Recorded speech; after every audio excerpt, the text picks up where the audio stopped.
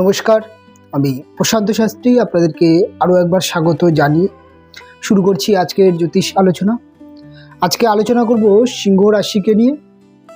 সিংহ রাশির জাতক বা জাতিকাদের বর্তমান কিছু প্রশ্ন নিয়ে এই অনুষ্ঠানে আলোচনা করব। আমি দীর্ঘ সময় আপনাদের বিভিন্ন কমেন্ট আমি পড়েছি এবং প্রত্যেকটা কমেন্টকে মাথায় রেখে এই অনুষ্ঠান আপনাদের সামনে উপস্থাপনা করব এবং মূল অনুষ্ঠানের ভিত্তি যেটা নিয়ে হবে সেটা হচ্ছে 2025 সাল মে মাসের পর থেকে আপনাদের জীবনে কী ধরনের পরিবর্তন আসতে চলেছে এবং এই পরিবর্তন আপনাদের লাইফস্টাইল, আপনাদের জীবনযাপনটাকে কোন জায়গায় নিয়ে যেতে চলেছে, এই বিষয়ের মধ্যেই বিস্তারিত আলোচনা করব। তবে সবথেকে বড় প্রশ্ন যেটা সিংহ রাশির ক্ষেত্রে দেখা যাচ্ছে, সে সিংহ রাশির ব্যক্তিদের অলরেডি একটা মানসিক অস্থিরতা, একটা ফ্রাস্ট্রেশন কাজ করছে। সেটা হচ্ছে আগামী 29শে মার্চের পর থেকে শনিদেবের যখনই আপনাদের রাশির সপ্তম থেকে অষ্টমে অবস্থান করবে তখন থেকে আপনাদের শনির ঢাইয়া বা শনিদেবের ঢাইয়া স্টার্ট হচ্ছে। এটা যেমন একটা মানসিক অস্থিরতা আছে এবং তার সাথে সাথে 15ই মে রাহুকেতুর যে ট্রানজিট হবে, অর্থাৎ 15 নয় 18ই মে রাহুকেতুর যে ট্রানজিট হবে সেই ট্রানজিটকে নিয়েও আপনাদের দুশ্চিন্তা, কেননা কেতুর আপনাদের রাশিতে বা লগ্নে অবস্থান এবং তার সাথে সাথে রাহুর আপনাদের সপ্তম ভাব থেকে গোচর। ম্যারেজ লাইফ, শরীর স্বাস্থ্য, ব্যবসায়িক জীবন, এই প্রত্যেকটা বিষয়কে নিয়ে আপনাদের একটা মানসিক অস্থিরতা কাজ করছে। তবে সবথেকে বড় যে বিষয়টা সিংহ রাশির জাতক বা জাতিকাদের ক্ষেত্রে আমি বলতে পারি যে আপনারা যতটা ফ্রাস্ট্রেশন করছেন বা যতটা দুশ্চিন্তা করছেন বিষয়টা ততটা কিন্তু আপনাদের খারাপ যাবে না। অলরেডি আপনারা 2025-এর দুটো মাস আপনারা অতিক্রম করেছেন। বর্তমানে সিংহ রাশির জাতক বা জাতিকাদের প্রচণ্ড ফিনান্সিয়াল একটা ক্রাইসিস চলছে। অর্থ উপার্জনের জায়গাটা অনেকটা কম দেখা যাচ্ছে এবং তার সাথে সাথে প্রচুর অর্থ খরচ বৃদ্ধি হওয়া, তার সাথে সাথে প্রচণ্ড পরিমাণে মানসিক চাপ এবং পারিপার্শ্বিক চাপ আপনাদের ফিল করতে হচ্ছে। তবে মে মাসের পর থেকে বিষয়গুলো অনেকটা পরিবর্তন হবে। তার বিশেষ 3টি কারণ হচ্ছে, প্রথমত হচ্ছে যেটা বলতে হবে সেটা হচ্ছে বৃহস্পতি রাশি পরিবর্তন। এবং এই প্রোগ্রামে আপনাদেরকে এমন সহজ সরল বিশেষ কিছু টোটকা, ঘরোয়া টোটকা বা কিছু রেমিডিয়াল গাইডলাইন্স আপনাদেরকে দেব, যেগুলো কিন্তু আপনাদের 2025 সাল অনেক ভালো, অনেক বেটার করে দিতে পারে। এটা কিন্তু অবশ্যই আপনাদের মাথায় রাখতে হবে। তার কারণ হচ্ছে যে জ্যোতিষের সমস্যাকে রিকভারি করার জন্য রেমিডিয়াল গাইডলাইন্স বা প্রতিকারগুলোই একমাত্র সহায়ক হয়ে থাকে। তবে আসুন বিস্তারিতভাবে সিংহ রাশিকে নিয়ে আলোচনা করি। সিংহ রাশির জাতক বা জাতিকাদের মে মাসে যেমন রাহুকেতু ট্রানজিট বললাম এবং তার সাথে সাথে কিন্তু বৃহস্পতির ট্রানজিট। বৃহস্পতি আপনাদের রাশির একাদশভাবে এসে অবস্থান করছে, যেটা কিন্তু একটা গুড সাইন, একটা ভালো একটা স্থান বৃহস্পতির আপনাদের জন্যে। কেননা বৃহস্পতি আপনাদের রাশির একাদশে অবস্থান করে তার ফার্স্ট দৃষ্টি পড়বে কিন্তু আপনাদের 3rd হাউস এবং তার দ্বিতীয় দৃষ্টি পড়বে আপনাদের 5th হাউস এবং তার অন্তিম দৃষ্টি পড়বে কিন্তু আপনাদের 7th হাউস। আপনাদের সপ্তম ভাবে অর্থাৎ আপনাদের বিবাহিত জীবন বা ব্যবসার ঘরে যেমন রাহুর অবস্থান, তেমন কিন্তু বৃহস্পতির প্রভাব বা দৃষ্টি থাকছে। কাজেই বিবাহিত জীবনের জায়গাটা এক কথায় বলতে গেলে বৃহস্পতি কিন্তু আপনাদের বিবাহিত জীবনে প্রচণ্ড ব্যালেন্স করবে এবং আপনাদের বিবাহিত জীবনে কিন্তু একটা যতটা সমস্যা হবার কথা ততটা সমস্যা হবে না। এবং বলতে গেলে এক কথায় বলতে গেলে এই যে রাহু এবং কেতুর ট্রানজিট, এই বৃহস্পতির ট্রানজিট আপনাদের কিন্তু সিংহ রাশির জাতক বা জাতিকাদের বিবাহ যোগ তৈরি করবে। আপনাদের কিন্তু এই 2025-এর মে মাসের পর থেকে প্রচুর সিংহ রাশির জাতক বা জাতিকাদের বিবাহ হতে দেখা যাবে। সেটা দেখে শুনে বিবাহ হতে পারে, সেটা প্রেম বিবাহ হতে পারে। দুই ক্ষেত্রে কিন্তু একটা বড় একটা খুশির খবর সেটা কিন্তু নিয়ে আসছে। অন্যান্য দিক থেকে সিংহ রাশির নতুন প্রেমের যোগ তৈরি হবে। প্রেম রিলেশানগুলোকে অনেক স্থায়িত্ব বৃদ্ধি পাবে। এবং জীবনে একজন পজিটিভ, একজন ভালো জীবন সঙ্গিনী বা জীবন সঙ্গীর আপনি সন্ধান বা আপনার জীবনে আসার একটা আগমন কিন্তু ঘটবে। এবং তার সাথে সাথে দীর্ঘদিনের প্রেম রিলেশনগুলোকে কিন্তু একটা সামাজিক প্রতিষ্ঠিতা বা অর্থাৎ বিবাহে কনভার্ট করার চেষ্টা করবে। যারা প্রেম রিলেশন অনেক বছর ধরে করছেন, বিবাহের বয়স আপনাদের উপযুক্ত হয়ে গেছে, তবে কিন্তু এই সময় আপনাদের বিবাহযোগ তৈরি হবে। অন্যান্য দিক থেকে বৃহস্পতির আপনাদের থার্ড হাউসে দৃষ্টি, সেটা কিন্তু প্রায় ক্ষেত্রে আপনাদের মধ্যে একটা চেষ্টা বল বা আপনাদের মধ্যে কিন্তু একটা পরাক্রম মানসিকতা তৈরি করবে, যেটা আপনাদের পরিশ্রম, আপনাদের যোগাযোগ, কমিউনিকেশন দুটো জায়গাকে বৃদ্ধি করবে। এবং তার সাথে সাথে সিংহ রাশির ব্যক্তিদের মধ্যে নেতিবাচকভাবে দেখা যাবে যে 2025-এর আপনাদের হচ্ছে এপ্রিল মাস পর্যন্ত যেই একটা সব কিছুতে বাধা ক্রিয়েট হওয়া, থমকে যাওয়া, একটা নেগেটিভ থিঙ্কিং কাজ করা, সেখান থেকে কিন্তু একটা এনার্জি আপনাদের মধ্যে আসবে এবং কাজগুলোকে ধীরে ধীরে ধীরে সাকসেস পেতে দেখা যাবে। তবে একটা জিনিস দেখা যেতে পারে সিংহ রাশির জাতক বা জাতিকাদের, সেটা হচ্ছে বিজনেস যারা করছেন, যারা সিংহ রাশির ব্যক্তিরা যারা ব্যবসার সাথে যুক্ত আছেন, তাদের কিন্তু ব্যবসায় কিছু পরিবর্তন আনতে হবে। আপনি দীর্ঘদিন ধরে একটি ধারাবাহিকভাবে ব্যবসাটা করছেন, এই সময়টা কিন্তু আপনার জন্য বিশেষ 5টি বার্তা ব্যবসার ক্ষেত্রে নিয়ে আসছে, যেই 5টি পদক্ষেপ আপনাকে কিন্তু আপনার ব্যবসা রাতারাতি আপনাকে কিন্তু লাভবান করতে পারে। তার প্রথম কাজ হচ্ছে আপনার বিজনেসকে আপনি অনলাইনে নিয়ে আসার চেষ্টা করুন। সপ্তমভাবে রাহু এবং বৃহস্পতির দৃষ্টি এবং থার্ড হাউসে বৃহস্পতির দৃষ্টি এবং রাহুর দৃষ্টি, সেটা কিন্তু আপনাদের বিজনেসকে অনলাইন প্ল্যাটফর্মে কিন্তু বৃদ্ধি করানোর একটা জায়গা আসছে। আপনি দীর্ঘদিন ধরে ভাবছেন, বেকার আছেন, সবে সবে পড়ে আপনার এডুকেশান কেরিয়ার শেষ হয়েছে, চাকরির সন্ধান করছেন, আবার অনেক সময় ভাবছেন যে চাকরি করব না ব্যবসা করব। যদি আপনার মাইন্ড সেট আপ হয় যে ব্যবসা করব বা চাকরি পেতে এখনও বেশ কিছু টাইম লাগবে বা চাকরি তেমন মনের মতো পাচ্ছেন না, কোনো একটা ব্যবসা স্টার্ট করবেন, এই সময়টি কিন্তু আপনার জন্য খুব লাকি হতে চলেছে। তার প্রধান কারণ হচ্ছে আপনাদের বিজনেস শুরু করলে আপনাদের কমিউনিকেশনটা খুব ভালো হবে, আপনাদের মধ্যে পরাক্রম খুব ভালো দেখতে পাওয়া যাবে। এবং সবথেকে বড় যেই ইতিবাচক বিষয়, সেটা হচ্ছে আপনি বর্তমান জেনারেশনের সাথে তাল মিলিয়ে নিজের ব্যবসাকে গ্রো করতে পারেন। এবার নতুনদের জন্যে বা পুরনোদের জন্যে সেকেন্ড যে পদক্ষেপ, বিজনেস শুরু করলে কোন ধরনের বিজনেসগুলো আপনাদের খুব ভালো সাকসেস দিতে পারে। সবার প্রথম হচ্ছে আপনাদের ইলেকট্রনিক্স গ্যাজুয়েটের বিজনেস, যে কোনো ফ্যাশন রিলেটেড বিজনেস, যে কোনো আপনাদের মেকআপ সরঞ্জাম হতে পারে, গিফট আইটেম হতে পারে, আপনাদের যে কোনো মোবাইল বা ইলেকট্রনিক্স গ্যাজেটের বিজনেস হতে পারে। তার সাথে সাথে আপনার বিজনেসের ক্ষেত্রে যেমন দেখা যেতে পারে যে আপনি কোনো জুয়েলারি শপ করছেন, সেক্ষেত্রেও কিন্তু ভালো বিজনেসে গ্রো দেখতে পাওয়া যাবে।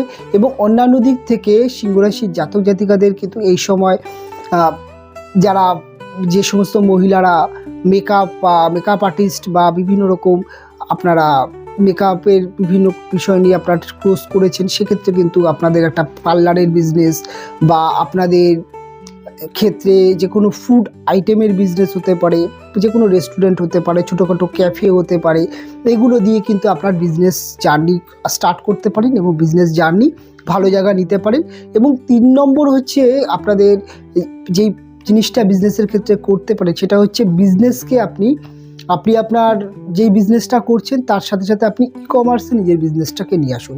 ই কমার্স বলতে আপনি অনলাইন বিজনেসের আরেকটি পার্ট, সেটা হচ্ছে অ্যামাজন, ফ্লিপকার্ট, মিশো বা নিজস্ব ওয়েবসাইট বা নিজস্ব ডোমিন তৈরি করে নিজের ব্যবসাকে যে কোনো সোশ্যাল মিডিয়ার মাধ্যমে বা যে কোনো অনলাইন অ্যাপসের মাধ্যমে আপনার বিজনেসকে অল ইন্ডিয়া বা তার বাইরে আপনার বিজনেসকে ছড়িয়ে দিন। অর্থাৎ এক কথায় বলতে গেলে ই কমার্স বিজনেসে কিন্তু আপনি স্টার্ট করলে বা স্টার্ট আপ যারা করছেন বা যারা ব্যবসা করছেন তার সাথে সাথে ভাবছেন যে ব্যবসাটাকে একটু মডিফাই করতে হবে বা এই ব্যবসাটা একটু চলছে না, এই ব্যবসাটা একটু সমস্যা আসছে, তার জন্যে কিন্তু আপনাদের আপনাদের এই পদক্ষেপটা কিন্তু আপনাদেরকে সাকসেস দেবে। 4 নম্বর বিষয় হচ্ছে আপনাদের মার্কেটিংয়ের উপরে জোর দিতে হবে। বর্তমানে আপনি যেরকমভাবে মার্কেটিংটা করছিলেন, অর্থাৎ আপনার একটা ধারাবাহিক একটা সেল ছিল বা একটা আপনাদের একটা এরিয়ার মধ্যে দিয়ে বিজনেসটা ছিল, এই সময় কিন্তু আপনাদের মার্কেটিংয়ের প্রতি জোর দিতে হবে। আপনি সোশ্যাল মিডিয়ায় নিজের বিজনেসকে প্রমোট করুন। বিভিন্ন আজকাল তো ব্লগারদের একটা ভীষণ চাহিদা হয়েছে, রাতারাতি বিভিন্ন ব্যক্তিকে ফেমাস করে দিচ্ছে। অর্থাৎ আপনি কিন্তু সিংহ রাশির জাতক জাতিকারা এই সময় নিজের বিজনেসকে কিছুটা হলেও আপনি সোশ্যাল মিডিয়াতে নিয়ে আসুন। যেমন ব্লগার দিয়ে ব্লগ করে হোক, বা আপনি নিজে একটা ইউটিউব চ্যানেল খুলে বা একটা ফেসবুক পেজ খুলে বা একটা ইনস্টাগ্রাম অ্যাকাউন্ট খুলে আপনার বিজনেসকে নিয়মিত আপডেট করুন। আপনার বিজনেস সম্পর্কে আপনি আপনার বিজনেসের মডেল বা আপনার বিজনেসের যেই সিস্টেমটা আছে সেটাকে মানুষের কাছে তার বেনিফিটগুলো আপনি নিয়ে আসার চেষ্টা করুন। দেখবেন আপনার বিজনেস কিন্তু অনেক ভালো হবে। 5 নম্বর হচ্ছে, যারা ভাবছেন যে বিভিন্ন রকম ডেলিভারি, অর্থাৎ হতে পারে আপনারা যে ট্রান্সপোর্ট এক্সপোর্ট বিজনেস করেন, বা আপনারা একটা স্থান থেকে আরেকটা স্থানে ব্যবসা অর্থাৎ মাল প্রোডাক্ট ডেলিভারি করেন, অর্থাৎ এক কথায় ওটা ট্রেডিং বিজনেস করেন। ট্রেডিং বিজনেসের জন্য কিন্তু সময়টা অত্যন্ত লাকি সময়, আপনাদের বিজনেসকে গ্রো করবে এবং আপনাদের যোগাযোগ সার্কেল অনেক বৃদ্ধি পাবে। তবে ব্যবসার ক্ষেত্রে একাধিকভাবে বলতে গেলে, যারা ম্যানুফ্যাকচারিং বিজনেস করছেন, যারা বিভিন্ন রকম কুটির শিল্প করছেন, তাদের জন্য কিন্তু বিজনেসটাকে আরও বড় জায়গায় নিয়ে যেতে হবে। আপনি যদি আপনার একটা ছোট্ট পরিসরের বিজনেসকে আনুন, সেক্ষেত্রে কিন্তু বিজনেসটা কিছুটা হলেও আপনার ডাউন যেতে পারে। তাই সময়ের সাথে সাথে বিজনেসকে আগিয়ে নিয়ে যাওয়ার চেষ্টা করুন। এটা কিন্তু আপনাদের একটা বড় সুযোগ দেবগুরু বৃহস্পতি এবং রাহু আপনাদেরকে দেবে, আপনারা কাজে লাগান। এবং অন্যান্য দিক থেকে যেটা বলতে গেলে, আপনি চাকরি করছেন বা আপনি কোনো একটি পড়াশোনা করছেন, তার মাঝখানে ভাবছেন যে কিছু অর্থ উপার্জন করার জন্যে আপনি আপনার কোনো স্কিল আছে, বা আপনি দীর্ঘদিন কোনো কিছু শিখছেন, বা আপনার মধ্যে কোনো বিষয় নিয়ে ভালো জ্ঞান আছে, সেই বিষয়কে নিয়ে কিন্তু আপনি এই সময় অনলাইনে আসুন। ইউটিউব প্ল্যাটফর্মে আপনি আসুন, আপনি ফেসবুক বা ইনস্টাগ্রাম, এখানে কিন্তু আপনি আপনার একটা ভালো ইনকামের মাধ্যম করতে পারবেন এবং নিজেকে ভালো পরিচিতি আনতে পারবেন। যারা ক্রিয়েটিভিটি জগতে আছেন, যেমন হতে পারে গান বাজনা বা বিভিন্ন রকম নৃত্য কলা বা যে কোনো ক্রিয়েটিভিটি জগতের জন্য কিন্তু সময়টা অত্যন্ত ভালো একটা সময় দেখা যাবে। এবং তার সাথে সাথে যারা অভিনয় জগৎ, যারা এই প্রফেশনালের সাথে অ্যাঙ্কারিং বা যে কোনো মুভি এডিটিং বা যে কোনো সফটওয়্যার নিয়ে কাজ করছেন, বিভিন্ন টেকনিক্যাল বিষয় নিয়ে যারা কাজ করছেন, তাদের জন্যও কিন্তু যথেষ্ট সময়টা লাকি সময় হতে চলেছে। এবং 5th হাউসে বৃহস্পতির প্রভাব আপনাকে কিন্তু আপনার ডিসিশান খুব ভালো নিতে দেখা যাবে। আপনার ডিসিশানের জায়গাটা অত্যন্ত বেটার দেখতে পাওয়া যাবে এবং আপনার মার্কেটিং সেক্টর খুব ভালো হবে। যারা সেলস মার্কেটিংয়ে আছেন, যারা ঘুরে ঘুরে বিজনেস করেন, যাদের টার্গেট ওরিয়েন্ট জব আছে, তাদের ক্ষেত্রে কিন্তু এই 3rd হাউসে বৃহস্পতির প্রভাব এবং 7th হাউসে বৃহস্পতির প্রভাব আপনাদের এই বিজনেসগুলো অনেকটা আপনাদেরকে টার্গেট পূরণ করবে এবং আপনাদের এই সমস্ত চাকরি হতে পারে, ব্যবসা হতে পারে, সেই জায়গায় কিন্তু অনেকটা বেটার আপনি রেজাল্ট পাবেন। তবে একাদশে বৃহস্পতি 5th হাউস এবং আপনাদের জন্য 8th হাউসের অধিপতি হয়ে একাদশে অবস্থান আপনাদের কিন্তু হঠাৎ প্রাপ্তি যোগ কিন্তু তৈরি করবে। আপনাদের হঠাৎ দেখা গেল আপনার দুটো ব্যবসা করছেন, হঠাৎ ব্যবসার ক্ষেত্রে হঠাৎ একটা বড় একটা পরিবর্তন দেখতে পাবেন, সেটা পজিটিভ দিকে। আপনি চাকরির সাথে সাথে কোনো একটা সেলফ প্রফেশনাল নিয়ে কাজ করছেন, আপনি সেই সেলফ প্রফেশনাল বা কনসালটেন্সি লাইনে আপনি কিন্তু হঠাৎ ভালো অর্থ উপার্জন করতে পারবেন। আপনি মাঝে শেয়ার মার্কেটে কিছু টাকা বিনিয়োগ করেন, কিছু টাকা আপনি মিউচুয়াল ফান্ডে ইনভেস্ট করেন, সেক্ষেত্রে কিন্তু আপনাকে ভালো একটা রিটার্ন, ভালো একটা চান্স আপনি দেখতে পাবেন। এবং আপনাদের দীর্ঘদিন ধরে পৈতৃক প্রপার্টি সংক্রান্ত সমস্যা ছিল, বাড়িঘর কোনো একটা পৈতৃক প্রপার্টি আপনি পাবেন, বিভিন্ন মামলা মোকদ্দমা বা বিভিন্ন কারণে হচ্ছিল না, এই সময় কিন্তু আপনার সেই যোগগুলো কিন্তু খুব ভালোভাবে হতে দেখা যাবে। এবং অন্যান্য দিক থেকে আপনার সন্তানের কেরিয়ার খুব ভালো হতে দেখা যাবে।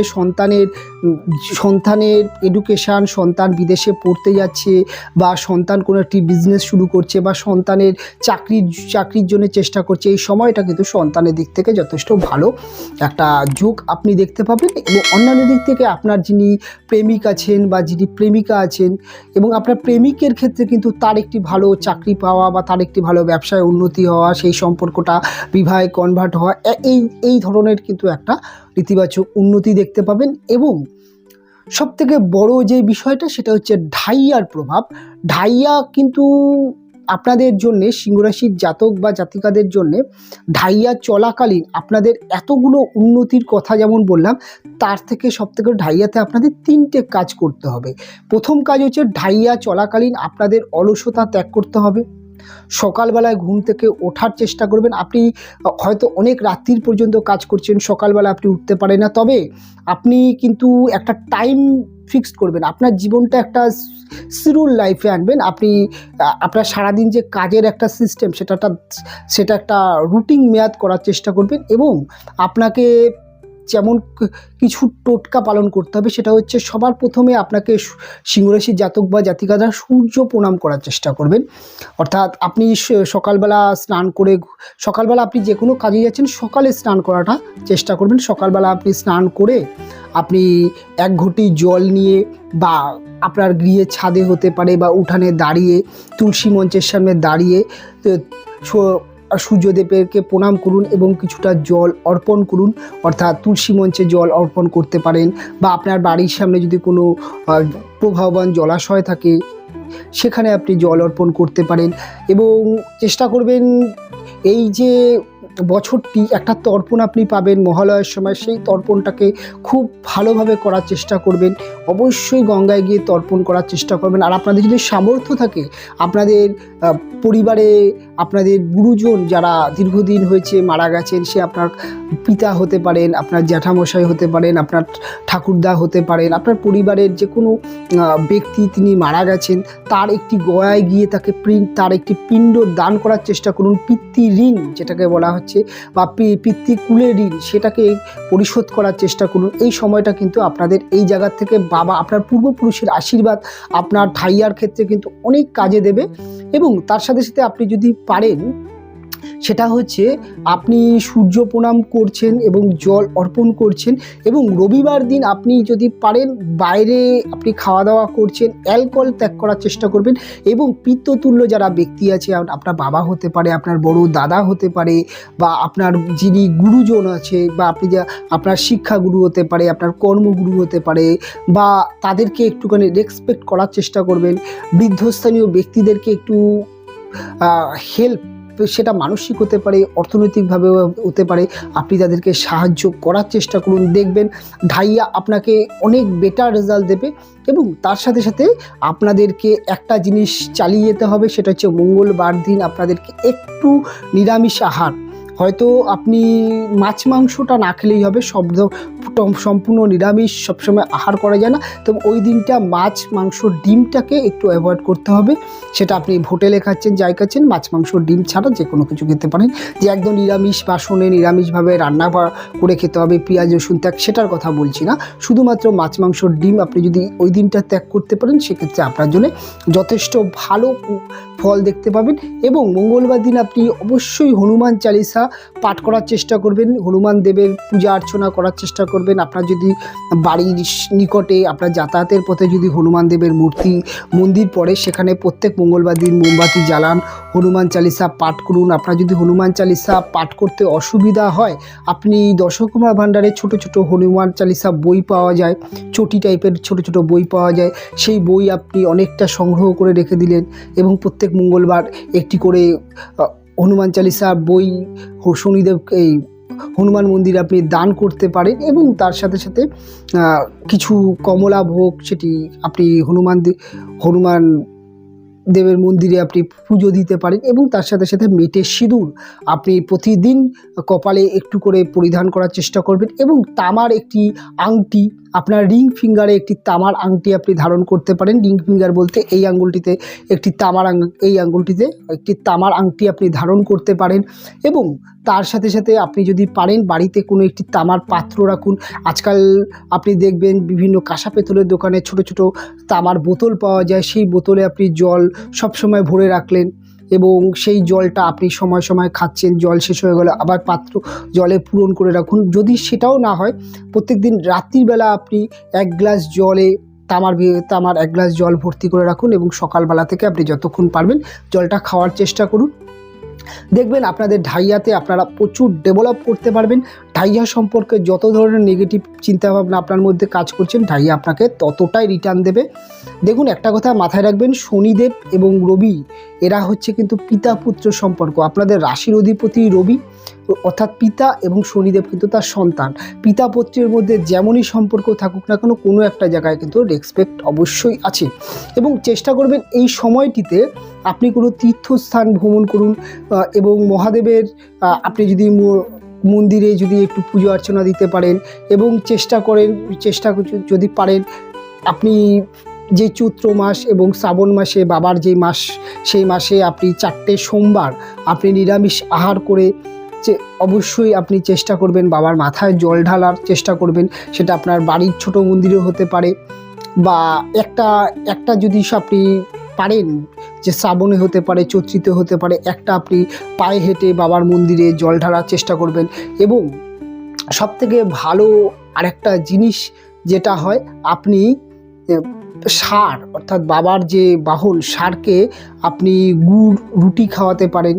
সেটা আপনার যখন আপনার সম্ভব হবে আপনি 1টা 2টো 5টা আপনি যে কটা পারবেন এই সময় পিরিয়ডের মধ্যে করতে পারেন। এবং বিবাহিত জীবনের সবথেকে বড় যে বিষয়টা হচ্ছে, সমস্ত রকম বাদ বিতর্ক, সন্দেহ, আপনার যে ডমিনেটিং নেচার, অর্থাৎ আপনি আপনার ওয়াইফকে বা হাজব্যান্ডকে ডমিনেট করছেন, এগুলোকে পরিত্যাগ করার চেষ্টা করুন এবং আপনার হাজব্যান্ড ওয়াইফের মধ্যে সম্পর্ক মধুর রাখার চেষ্টা করুন। রাহু কিন্তু বিবাহিত জীবনকে নষ্ট করে দেয় এবং সেই জায়গাটাকে মাথায় রেখে এমন কোনো পরিস্থিতি আনবেন না যেটা আপনাদের বিবাহিত জীবনকে খারাপ করতে পারে। এমনিতেই সময়টা খুব সেন্সিটিভ সময় যাবে, কাজে এই জায়গাটা মাথায় রাখতে হবে এবং পেটের যত্ন নিতে হবে। খাওয়া দাওয়া একটু পরিবর্তন আনতে হবে, বাইরের খাবার, ফাস্টফুড খাবার, অতিরিক্ত নেশা, অ্যালকোহল টেন্ডেন্সি, এগুলো একটু ত্যাগ করতে হবে। দেখবেন আপনাদের সময়টা গোল্ডেন টাইমে পরিবর্তন হবে এবং প্রত্যেকটা সিংহ রাশির জাতক বা জাতিকাদের সময়টা অনেক অনেক ভালো কাটুক, অনেক অনেক ভালো থাকুন। আপনাদের প্রত্যেকটা দিন, প্রত্যেকটা মুহূর্ত অনেক অনেক ভালো থাকুক, এটুকু কামনা করি। অনুষ্ঠান এখানেই শেষ করছি, দেখা হবে পরবর্তী অনুষ্ঠানে।